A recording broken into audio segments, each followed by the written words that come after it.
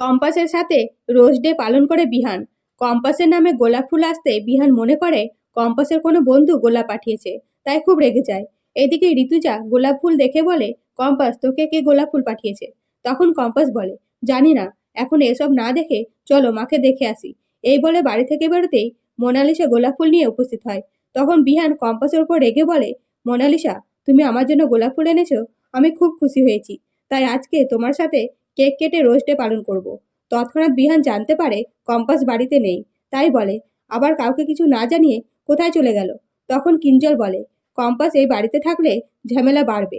সেই মুহূর্তে মেঘমালা এসে বলে, বাবা আর মায়ের খেয়াল রাখা সব থেকে বেশি জরুরি। আর কম্পাস সেই কাজটাই করছিল। তখন কম্পাস সবার সামনে আসতেই বিহান বলে, মোনালিসা আমার জন্য এত বড় গোলাপ ফুল এনেছে। আসলে মোনালিসার মন তো অনেক বড়, তাই বড় ফুল এনেছে। কম্পাস এসো, আমি মোনার সাথে কেক কেটে রোজ ডে পালন করব। এই বলে কম্পাসকে হাত ধরে কেকের সামনে নিয়ে যায় বিহান, এবং কেক কাটার সময় কম্পাস মোনালিসাকে সরিয়ে নিজে বিহানের সাথে কেক কেটে নিজে খেয়ে সেখান থেকে চলে যায়।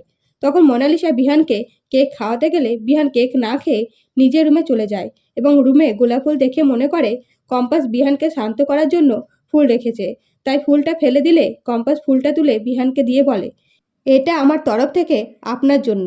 আমি অনলাইনে আপনার জন্য অর্ডার করেছিলাম, কিন্তু আপনি ভুল বুঝে রেগে গেলেন। যদিও বা আপনার রাগ দেখে মজাই লেগেছে। আর কেউ উপহার দিলে ফেলে দিতে হয় না। বেশ, অনেক হয়েছে, এবার রোজ ডে এখানে সমাপ্ত করুন, ঘুমিয়ে পড়ুন। এই বলে চলে যেতে গেলে বিহান কম্পাসের হাত ধরে থামিয়ে নেয়। তখন কম্পাস অবাক হয়ে বিহানের দিকে তাকিয়ে থেকে যায়। অন্যদিকে অখিলেশ ঋতুজাকে বলে, কম্পাস যেন ডিকেকে ফর্মুলা দিয়ে দেয়, তা না হলে ডিকে আমাদের ক্ষতি করে দেবে। তো বন্ধুরা, নতুন নতুন আপডেট পেতে চ্যানেলটিকে সাবস্ক্রাইব করে পাশে থাকবেন। ধন্যবাদ।